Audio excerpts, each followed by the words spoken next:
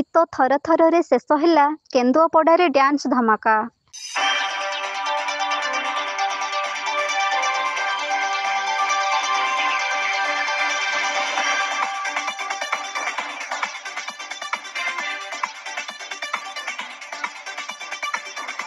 ମନୋରଞ୍ଜନର ମହାମାହୋଲ ଏବେ ଗାଁ ଗାଁରେ ଚାଲୁଛି।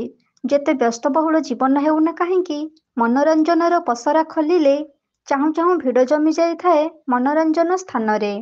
ରାତି ହେଉ କି ଦିନ ହେଉ, ବର୍ଷା ହେଉ କି ଶୀତ ହେଉ, କାହାକୁ ଖାତିର ନ କରି ମନୋରଞ୍ଜନର ରଙ୍ଗ ଉପଭୋଗ କରିବା ପାଇଁ ଦର୍ଶକ ପାଗଳ ହୋଇଯାଆନ୍ତି। ମନୋରଞ୍ଜନର ଏକ ଭିନ୍ନ ପରିବେଶରେ ଦର୍ଶକମାନଙ୍କୁ ଆକର୍ଷଣ କରି ବାନ୍ଧି ରଖିବାରେ ସହାୟକ ହେଉଛି ଗାଁ ଗାଁରେ ଡ୍ୟାନ୍ସ ଧମାକା। ଯେକୌଣସି ଉତ୍ସବ ହେଉଥିଲେ ମଧ୍ୟ ଏକ ରଙ୍ଗୀନ ରଙ୍ଗମଞ୍ଚଟିଏ ତିଆରି କରି ଡ୍ୟାନ୍ସ ପ୍ରତିଯୋଗିତା ପ୍ରତ୍ୟେକ ଗ୍ରାମରେ ଦେଖିବାକୁ ମିଳୁଛି। ସେମିତି ଏକ ଡ୍ୟାନ୍ସ ଧମାକା ଦେଖିବାକୁ ମିଳିଛି କେନ୍ଦୁଝର ଜିଲ୍ଲା ପାଟଣା ବ୍ଲକ ଅନ୍ତର୍ଗତ କେନ୍ଦୁଆପଡ଼ା ଗ୍ରାମରେ।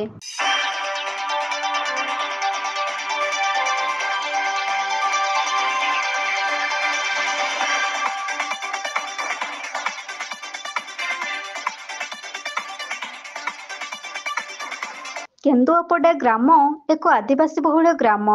ଏହି ଆଦିବାସୀ ବହୁଳ ଗ୍ରାମରେ ପ୍ରତିବର୍ଷ ମା ବାଲି କୌଶଲ୍ୟାଙ୍କ ଉତ୍ସବ କରାଯାଇଥାଏ। ଗ୍ରାମବାସୀଙ୍କ ମିଳିତ ସହଯୋଗରେ ଖୁବ୍ ଧୁମଧାମରେ ଏବଂ ଶୃଙ୍ଖଳାର ସହିତ ମହିଳାମାନେ ଏହି ମା ବାଲି କୌଶଲ୍ୟା ଉତ୍ସବଟି ପାଳନ କରିଥାନ୍ତି। ଯାହାଫଳରେ ଏହି ଉତ୍ସବ ସମୟରେ ଗାଁଟି ଖୁବ୍ ଗହଳ ଚହଳ ଲାଗି ରହିଥାଏ। ପ୍ରତି ଘରେ କୁଣିଆ ଜମି ଗାଁ ମାଟିକୁ ଅଜନ କରିଦେଇଥାନ୍ତି। ସେହି ବାଲି କୌଶଲ୍ୟା ଉତ୍ସବର ଶେଷରେ ଏ ବର୍ଷ ମା ବାଲି କୌଶଲ୍ୟ ପୂଜା କମିଟି ଦ୍ୱାରା ଆୟୋଜନ କରାଯାଇଥିଲା ଆଞ୍ଚଳିକ ନୃତ୍ୟ କଳାକାରମାନଙ୍କୁ ନେଇ ନୃତ୍ୟ ପ୍ରତିଯୋଗିତା ଡ୍ୟାନ୍ସ ଧମାକା।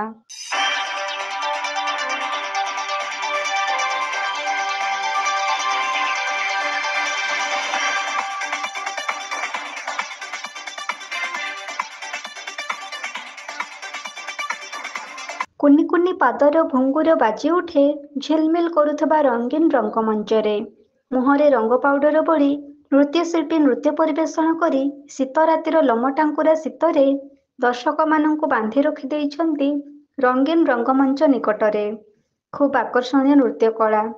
କୁନି କୁନି ପିଲାମାନଙ୍କ ଆକର୍ଷଣୀୟ ନୃତ୍ୟରେ ଦର୍ଶକମାନଙ୍କ ଦେହରୁ ଶୀତ ହଜିଯାଇଥିବାର ଦୃଶ୍ୟ ଜଣାପଡୁଥିଲା।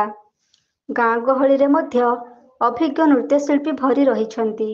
ଏକଥା ଆଜି ପ୍ରମାଣ କରି ଦେଖେଇ ଦେଇଛି ମା ବାଲି କୌଶଲ୍ୟା ଦ୍ୱାରା ଆୟୋଜିତ ହୋଇଯାଇଥିବା ଡ୍ୟାନ୍ସ ଧମାକା କାର୍ଯ୍ୟକ୍ରମରେ।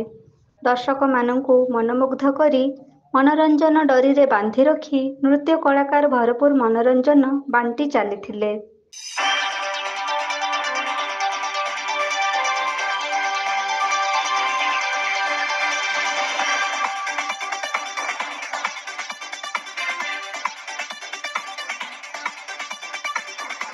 କେନ୍ଦୁଆପଡ଼ାର ଏହି ଡ୍ୟାନ୍ସ ଧମାକା ଥିଲା ପ୍ରତିଯୋଗିତା ମୂଳକ। ମା ବାଲି କୌଶଲ୍ୟ ପୂଜା କମିଟି ଦ୍ୱାରା ଆୟୋଜନ କରାଯାଇଥିବା ନୃତ୍ୟ ପ୍ରତିଯୋଗିତାର ମୂଲ୍ୟାଙ୍କନ କରିବା ପାଇଁ ଋଷିନାଥ ମହାନ୍ତ ଏବଂ ବାସୁଦେବ ସିଂଙ୍କୁ ପ୍ରତିଯୋଗୀ ଚିହ୍ନଟ କରିବା ପାଇଁ ଗୁରୁତ୍ୱପୂର୍ଣ୍ଣ ଦାୟିତ୍ୱ ଦିଆଯାଇଥିଲା। ଆଙ୍କରର ଅନନ୍ତ କୁମାରଙ୍କ ବଳିଷ୍ଠ ଆଙ୍କରିଂ ମାଧ୍ୟମରେ ଉଭୟ ଦୁଇ ଜର୍ଜ ତାଙ୍କର ଉଚିତ ମୂଲ୍ୟାଙ୍କନ କରି ପ୍ରତିଯୋଗୀ ଚିହ୍ନଟ କରିଥିଲେ। ଘଟଗାଁର ବନିତା ପ୍ରିୟଦର୍ଶିନୀ ନାୟକ ପ୍ରଥମ ସ୍ଥାନ ଅଧିକାର କରିଥିବା ବେଳେ ସୁମନ୍ତ ଡ୍ୟାନ୍ସ ଗ୍ରୁପ ଦ୍ୱିତୀୟ ସ୍ଥାନକୁ ଅଧିକାର କରିନେଇଥିଲେ। ସେହିପରି ମୋନାଲିସା ଦେହୁରୀ ତୃତୀୟ ସ୍ଥାନ ପାଇଥିବା ବେଳେ ଟ୍ୱିଙ୍କିଲ ଦେହୁରୀଙ୍କୁ ମିଳିଥିଲା ଚତୁର୍ଥ ସ୍ଥାନ। ମା ବାଲି କୌଶଲ୍ୟ ପୂଜା କମିଟିର ସଦସ୍ୟମାନଙ୍କ ଦ୍ୱାରା ପ୍ରତିଯୋଗୀମାନଙ୍କୁ ପୁରସ୍କୃତ କରାଯାଇଥିବା ବେଳେ ଗ୍ରାମର ୱାର୍ଡ ମେମ୍ବର ଆୟୋଜନର ମୁଖ୍ୟ ଭୂମିକା ଲିଭାଇଥିଲେ।